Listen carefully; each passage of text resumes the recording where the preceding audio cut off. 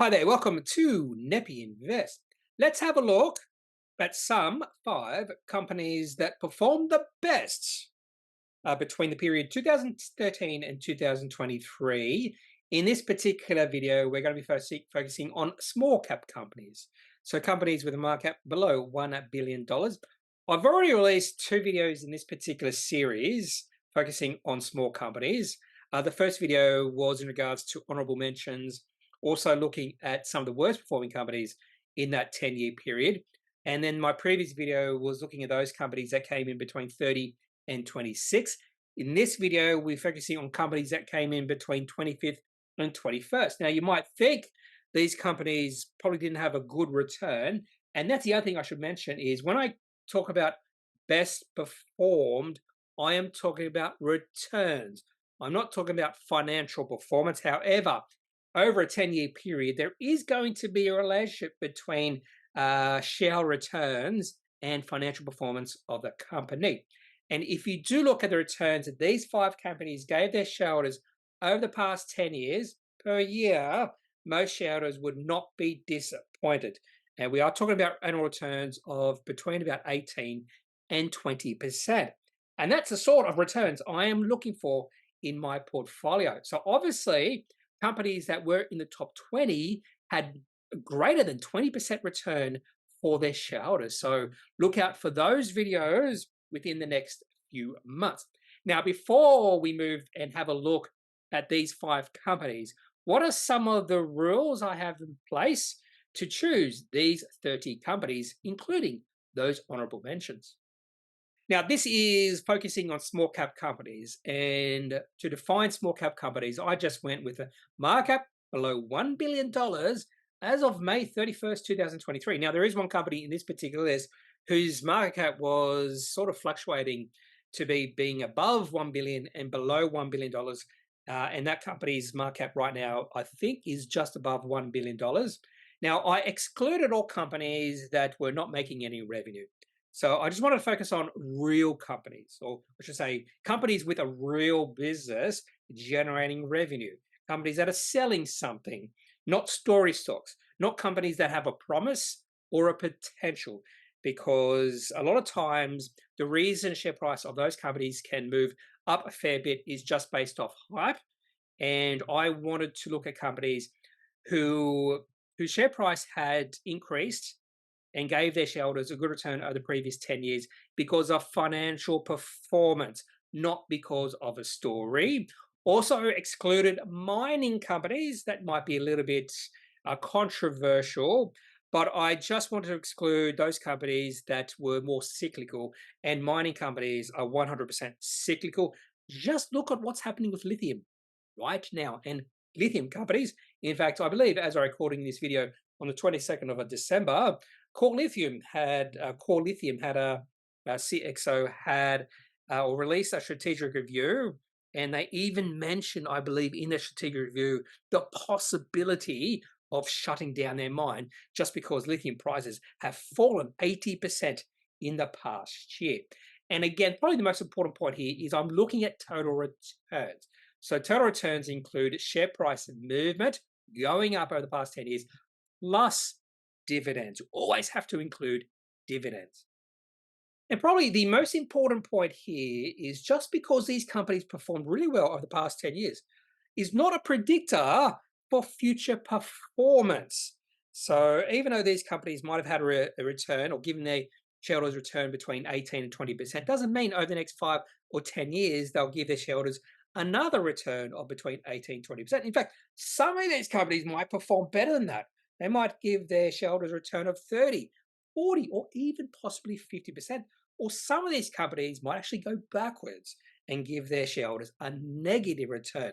So just because I've included these companies in this particular list, and this is a completely objective list, not subjective, because it's based off returns, and just because these companies are in this particular list of best performed companies over the past 10 years, doesn't mean they will make it onto this list in 2033. Coming in at number 25 is the environmental group, ticker I believe is EGL. Now, I don't know much about this company. And in fact, I was fairly shocked to see this company or read that this company listed on the ASX in 1977, straight from the company's website. So if they're wrong, well, that would be pretty bad to have wrong information on their website, in particular when they list on the ASX. And so this company's been around for a while. More than likely, possibly, they've changed their business model quite a few times over the past almost 50 years. Can't believe this company has been on the ASX for, was it 46 years? Now, EGL, or the environmental, I'm going to say the entertainment group, but that's a little bit different than the environmental group, has 4 business units, all committed to the protection of the environment, hence the environmental group, by improving air quality, reducing carbon emissions, enhancing waste to energy production, and lifting water quality. Their 4 business units or companies or subsidiaries include TAPC, which is Total Air Pollution Control, Boltec IES, EGL Water, and Tomlinson Energy Services. This company is profitable, and the revenue is growing actually quite nicely over the past few years. So $82 million of revenue, $2.6 million in profit, and also $5 million in operating cash flow. Probably the other thing I should mention is the revenue per share and earnings per share have accelerated over the last few years. So even though over the past 10 years, revenue growth is only 4.7% per year, and earnings per share is only 4.8% per year, that is accelerating. That is much more impressive when you look at the last 3 or so years.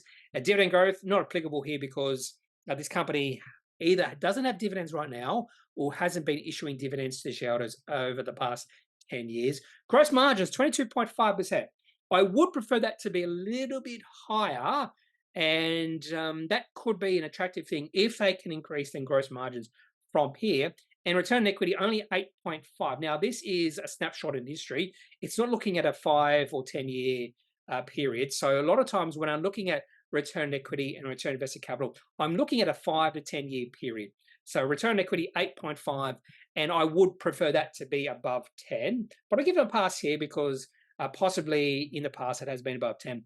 And the analyzed total return for EGL, or the environmental group, is 18.2% per year. Now let's have a look at the increase in market cap.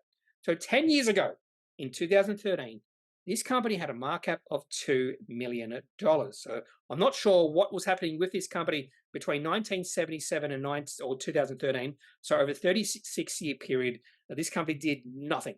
But it seems maybe they changed their business model because the market cap has grown from $2 million to $88 million. And you also notice shares in issue have increased almost 4-fold from 87 million to 343 million. Without going back in the past and looking at the history of this company, I'm thinking more than likely this company made a few acquisitions over the past 10 years. And that's why the shares on issue have increased by 4-fold. And just based off their financial performance, those acquisitions have been successful because this company now is seeing really good growth in revenue and is profitable and also operating cash flow and free cash flow positive. So what are my thoughts on the environmental group right now? Now, even though I have not done a lot of research on this company, the growth we have seen, or this company has shown in the past few years, is intriguing. And if this company can maintain some organic growth, not rely on acquisitions, if they can maintain a really good organic growth in revenue, increase their margins, increase their return on equity, return on invested capital, I think this is an interesting company to look at, or maybe a longer term buy. So definitely put this company onto my watch list, and maybe I should do some more research on the environmental group. Now let's have a look at the weekly chart for the environmental group, and quite a few things to point out when we look at this particular chart. Not my favorite sort of chart, because the majority of the share price appreciation occurred in 1 year, 2021. In fact, the share price of environmental group went from about 3 cents in January 2021 to a high of 36 cents in January 2022. Yes, this company was a 12-bagger in 1 year. But if you look at the period between 2013, the start of this particular chart, and through to the start of 2021, so around about an 8-year period, share price of this company did absolutely nothing, went sideways. In fact, I had never heard of this company until 2021. And it seems like, based off this chart, the market did not hear of this company either, because really low volume throughout that period. But in the last half of 2020, we started to see volume increase. And even though we started to see volume increase, share price did nothing. There was sort of a delayed reaction between volume increasing and the share price breaking out. And I have read somewhere that volume leads price action. And this could be the perfect example of that. We saw some really good volume coming in August, September, October of 2021. Yet the breakout in the share price happened in the first few months of 2021. And then we saw that 12 bagger during that particular calendar year. And I think if we do look at volume, volume really peaked during that uptrend in the share price. Now, the interesting thing here, once the share price got to the high of 36 cents, we did see share price pullback, which is very healthy, in my opinion. When you see a 12 bagger in a 1 year period, you're going to see people take some profits. And the share price went from 36 cents down to 15 cents. So that's a nice decrease in share price of about 60 to 70%. But since that low in the share price at the bottom after that high, which was in the middle of 2022, share price of this company is just grinding higher slowly. That's actually what I like to see. I typically, what I tend to like in a chart over a 10-year period is the share price going from the bottom left to the top right in a nice, sustainable upwards trend. Now, the upwards trend in the share price for the environmental group in 2021 was not sustainable. But what we're seeing with the share price in an uptrend right now is sustainable for a longer period of time. You might not get that 12 bagger in 1 year. In fact, you might not even get a 1 bagger in 1 year, but that sort of rise in share price is much more sustainable. The other thing I'd be looking for here is also volume. If we start to see volume increasing, that would be telling me that the market is getting more interested in this company, or even more interested in this company as it has been in the last few years. And that also could be a sign that fund managers could be becoming interested in this company as well. And the way to get fund managers interested in the company, or even the market generally to get interested in the company, as I spoke about in the previous slide, you'd like to see revenue keep on growing organically, increase in gross margins, increase in profit, increase in operating cash flow and free cash flow. And there is a possibility that environmental group is on the way to satisfying what the market wants. And maybe that's why the share price is now in a nice not developing, but a nice uptrend since really, we'll say since 2021, but really the middle of 2022 when the share price did reach that low after that 12 bagger in 2021. Coming in at number 24 is that company that has a market cap hovering around $1 billion, and that is Accent Group. I'll go through a brief history of this company in a second. Now, before I get to that brief history, over the past 2 years, I have been grappling with Accent Group. I've been tempted to take a long-term position in this company. Quite tempted maybe a year ago when the share price got down to about $1.10.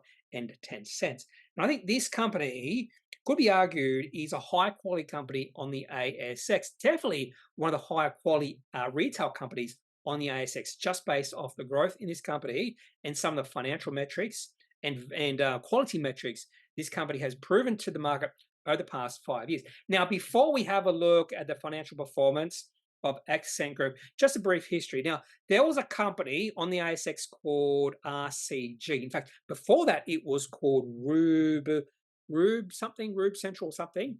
Anyway, RCG acquired Accent Group in May 2015 for $200 million. And then about 1 year later, in August 2016, RCG acquired Hype DC for $105 million. And then because Accent Group was bigger than RCG, and I believe RCG owned Athlete's Foot and Accent Group owned other footwear, because I believe Accent Group mostly owns footwear companies. Anyway, because Accent Group was actually bigger than RCG, they changed the name from RCG to Accent Group in December 2017. And around the same time, Brett Blundy joined the board. And for those who know anything about retail, Brett Blundy is the sort of person you definitely want on the board of your company. Now on to this company's financial performance. Now, this is over a 10-year period. And in fact, if I did have a look at the last 5 years, I'd probably think that this company has performed even better than these numbers. But revenue growth, 29.6% per year. Earnings per share growth at 12.7%. Dividend growth at 11.4%. Now, I probably would prefer earnings per share growth to be around the same as revenue growth, because that's telling me that the margins actually have decreased in this business over the past 10 years. But gross margins at 56, which is quite nice, and return on equity really good at 19.6.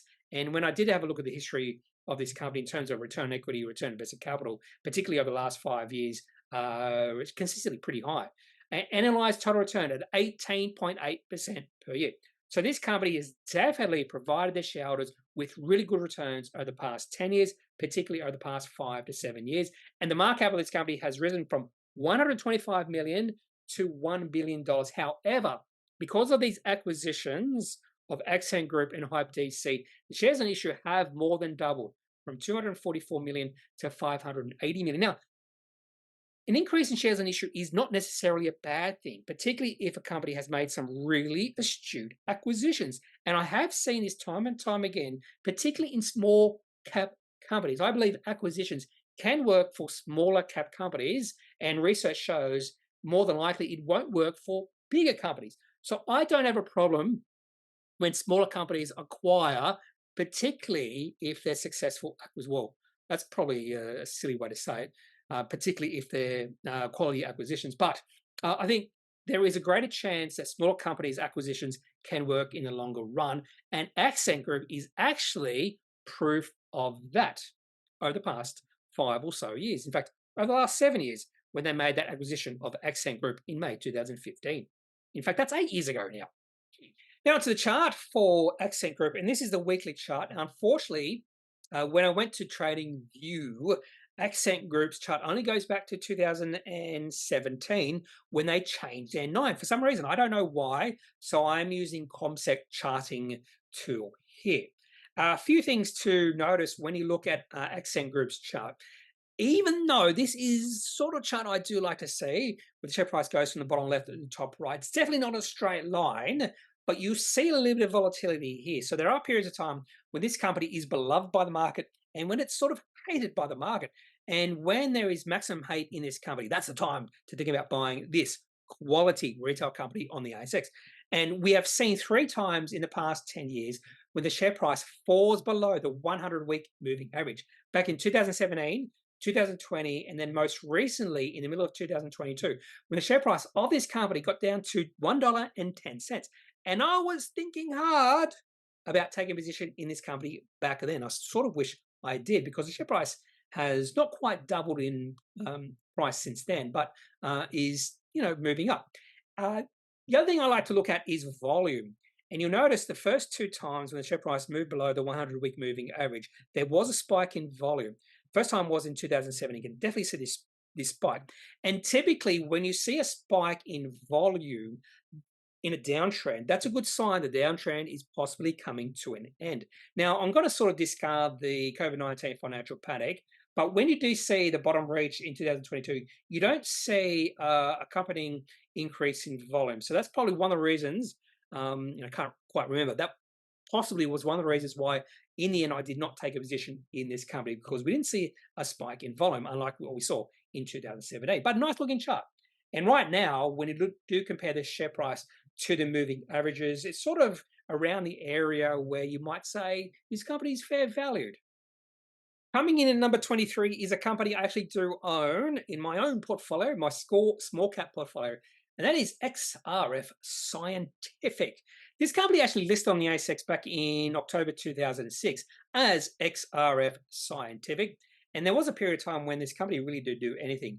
And just like Environmental Group, this company's financial performance has really taken off over the past few years. So XRF manufactures equipment and chemicals which are distributed to production mines, construction, material companies, and commercial analytical laboratories in Australia, and I was going to say the rest of the world, but I'll just say some locations overseas, and used in the preparation of samples for analysis. So XRF's technology is used to measure the composition and purity of materials and is mainly applied to industrial quality control and in process control for manufacturing processes in industries such as metals and mining, construction materials, chemicals, and petrochemicals.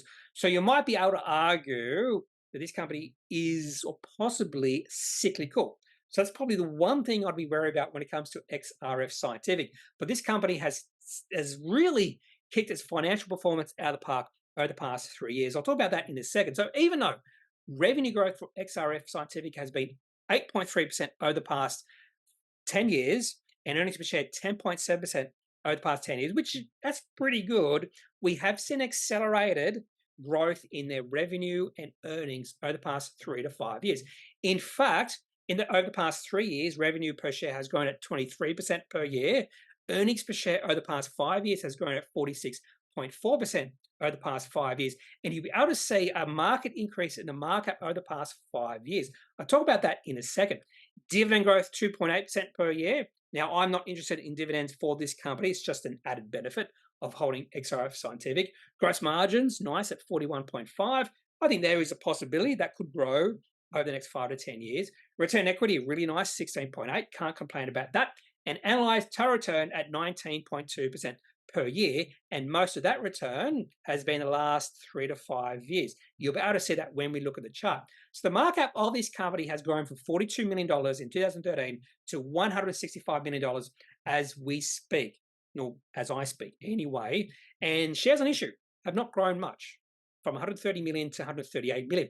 Now, the markup of this company in 2018 was 18 million.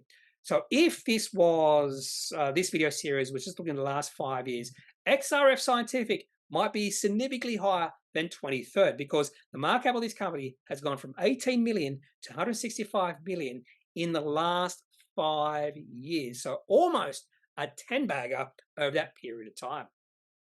Now let's have a look at XRF Scientific's really impressive chart. Although, if you just look at the first half of this period, it's not that impressive. So again, this is a weekly chart going back from 2013 to 2023. And when you look at that period between 2013 and around about 2019, 2020, not a lot of excitement in this company. In fact, the market completely ignored this company. And we know the market didn't really care about this company at all, is because from 2013 all the way through to the beginning of 2019, share price was drifting lower and lower quite slowly on no volume or very little volume. And then in early 2019, we started to see volume increase. And as I mentioned before, sometimes volume, maybe all the time, or maybe not all the time, but sometimes volume leads price action. So always keep an eye on volume. You start to see volume increase, that could be a good sign, particularly if the share price is not doing anything. Then maybe the share price will take off soon after. And the largest volume in this company occurred between September 2019 and around about September 2020. That 1 year period, we saw a lot of volume, even though share price didn't increase all that much. And then after that volume started to go lower or trend lower, that's when the share price took off. I don't know why, but the volume has not really got back up to those levels. On some weeks it has, but most weeks no. But the share price has increased from around about 20 to 30 cents all the way up to current share price of about $1.20. And to be honest with you, since that period between September 2019 and September 2020, this chart is a spectacular looking chart. A little bit of weakness back a few months ago, and I was getting a little bit, not nervous, but I was getting a little bit, I was wondering why the share price pulled back a fair bit. In fact, the share price went from about $1.40 down to 92 cents. And there was a bit of volume in there as well. So that did make me a little bit nervous about the possibility that someone knew something that no one else knew. But the share price has rebounded nicely after that. So that could be just a period of profit taking, don't know. And the very fact that the company has not released any negative news and the share price has since rebounded is a good sign that maybe that was just profit taking, and maybe that was just some holders who had been in for a while, just getting a little bit nervous, too nervous, and they just had to sell out during that little period of time. Coming in at number 22 is a company I know nothing about. I should do a video on Schaefer Corporation. I know nothing about, well, I knew nothing about this company until recently when I did a bit of research for this particular video. So I'll do a little brief history of Schaefer Corporation, then have a look at their financial performance, and then also have a look at the markup. Shares an issue. Shares an issue only 14 million. It hasn't changed over the past 10 years. So this company was founded in 1955. Yes, 1955. Listed on the ASX in 1963. So been on the ASX for 60 years, if you believe it. Just wait until you hear what I have to say in a second or so. The current managing director since 1987, so he's been in this role for about 36 years, is John Schaefer. Now, I did not find out, he wouldn't be the founder of this company, but he might be the son or the nephew of the founder of this company. And he's been with Schaefer Corporation since 1972. So definitely not the founder, because he came aboard in 1972.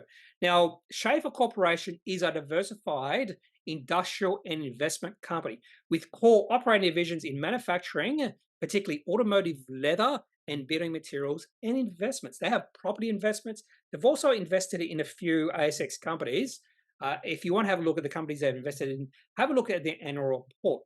Now, Schaefer Corporation has a proud history of paying dividends in every one of the past 60 years, since it was originally listed as Council Limited in 1963. So interesting history around this company, and possibly a company I should do a little bit of research on, and possibly a company I should do a standalone video on, Schaefer Corporation, because a nice impressive history over the past 10 years.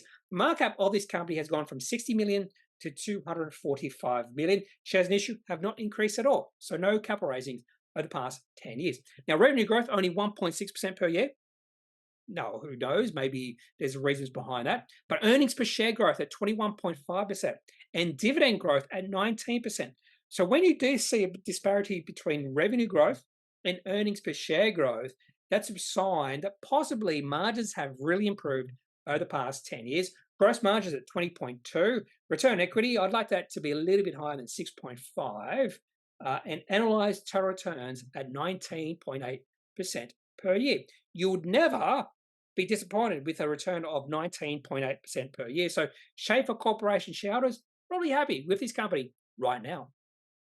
And when you look at the weekly chart for Schaefer Corporation, share price has increased from about $5 to around about $18 or so. Now, when you go back to the end of May, the share price was a little bit higher than it is now. That's why the return's a little bit higher than what it would be right now. And there are periods of time when the share price really goes bonkers. Back in between 2017 and 2019, share price of this company went from about $5 all the way up to $17, and the share price did nothing for about 2 years. And then from the bottom of the from the bottom of the COVID-19 financial panic all the way through to the middle of 2021, there was another nice period where the share price did well. And since that high in the share price in the middle of 2021, share price has drifted lower.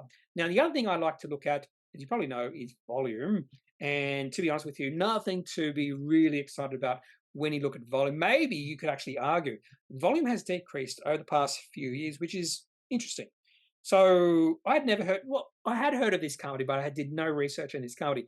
And maybe that's a mistake, because when you do look at the chart over a 10-year period, even though it's not going up in a straight line, this company has done really well for its shareholders over that period of time. And definitely, with a total return of 20% per year, you'd never be disappointed with that sort of return for any company in your portfolio. Final company in today's video, and coming in at number 21, is Enero Group. And I should probably disclose that I actually own shares in this company right now, because I think there is potential of some deep value in this company right now. I think the market might be overreacting in regards to some bad financial performance from this company in the next few years. Now, Enero Group is a specialist portfolio of marketing, technology, and communications businesses that include creative agency BMF, PR integrated communications agencies, the Hotwire Group and CPR, and digital and experiential agency Orchid, and ad tech platform OB Media. And if you had to ask me which part of this business I'm most excited about, it's definitely OB Media. I think the growth engine of this company moving forward probably will be OB Media. I'm going to say that again, OB Media. Now, I'm just going to discuss the valuation of this company right now. Now, just be aware, if you look at the reported profit of this company and use the reported profit to figure out the PE ratio, you're going to get a number around 2. Now, 2 is ridiculous, so be aware of the reported profit, which was 81 million. That included $34 million a gain in contingent consideration fair value. So if you take that away from the reported profit, you get an underlying earnings per share of about 26.4 cents. So with a share price of around about $1.40, $1.50, that means the PE ratio of this company is still low or even quite low at around 5. And again, I think the market is overreacting to this company right now. You better say that when we look at the chart. Now onto the financial performance of Enero since 2013. Revenue growth 9.8% per year. Now this is another one of those companies that has seen significant growth over the last few years. And to be honest with you, I did not know this company existed until about 2018, 2019. It might be a little bit earlier than that. So earnings per share growth. Now, this company had no earnings or negative earnings back in 2013, so that's really not applicable. Same with dividends. This company hasn't had dividends over the past 10 years, so that's really not applicable either. So we can't look at dividend growth over a 10-year period if it's only had dividends over the last 5 years. Gross margins at 32.6. Nice. That could increase, who knows, particularly if their ad tech platform, OB Media, becomes more of the business, is the thing that grows the revenue and the profits of this company. You would expect that the ad tech platform has higher gross margins. I'm just assuming that, and sometimes when you do make assumptions, it can be wrong. So you know that saying, when you assume, you make an ass out of you and me. Return on equity, 32.2. Now, that sort of return on equity is really impressive. And that's another reason why I decided to take a deep value play within Aero Group, because if the market is overreacting and if that return on equity can be sustainable, and if the company can increase the gross margins from here over the next 5 years, I think this company is looking really attractive at current valuations. Analyzed total return, 20.9% per year, even though the share price has fallen significantly over the past few years. In fact, if I remember correctly, the share price of this company has fallen 67%, or 2/3 over the past 2 years.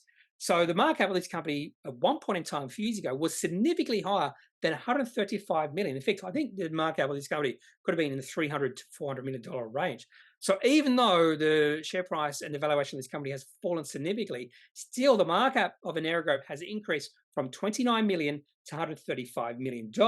And even though the market cap has increased significantly, shares in issue have only increased by 12 million, from 80 million to 92 million, which actually did surprise me, because I'm pretty sure Enero Group has made some acquisitions, and maybe those acquisitions were quite cheap. Now onto the chart.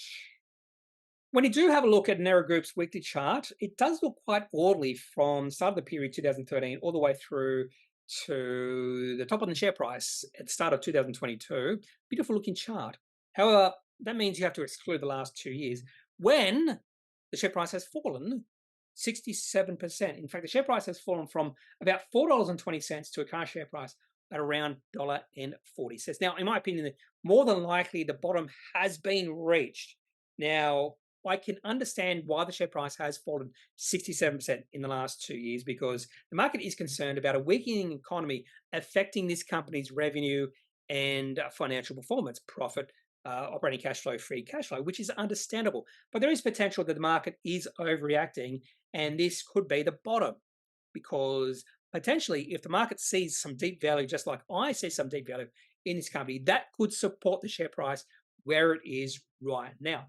Now, another reason why I think possibly the bottom has been reached is because when the share price reached this low at about $1.37, we did see some heightened volume during that particular period. And sometimes when you do see an increase in volume as the share price decreases, that could be a good sign moving forward. So typically when you see the share price rising, you want to see an increase or an accompanying increase in volume. But when the share price is dropping, typically what you see is volume getting lower. But when you see volume increasing as the share price falls, that could be a sign that the share price is wanting to turn around, the sentiment is starting to change. And one of the reasons, or the psychological reasons why the bottom might be reaching, is just because value investors might be seeing value in the company. And that's just a possibility moving forward for this company. But otherwise, if you just look at the period between 2013 and start of 2022, like a 9-year period, pretty nice chart. And the question moving forward for Narrow Group is this deep value, or is the market seeing something to be concerned about with this company? That's all I have for this. Best perform ASX small company since 2013, numbers 25 to 21. If you have any thoughts about any company I've mentioned in today's video, so those companies are Environmental Group, XRF Scientific, Accent Group, Schaefer Corporation, Andy Narrow Group. Just leave your thoughts, your questions in the comment section of this video, and maybe I will answer them if I see them. Sometimes I don't see your comments. Sometimes I do.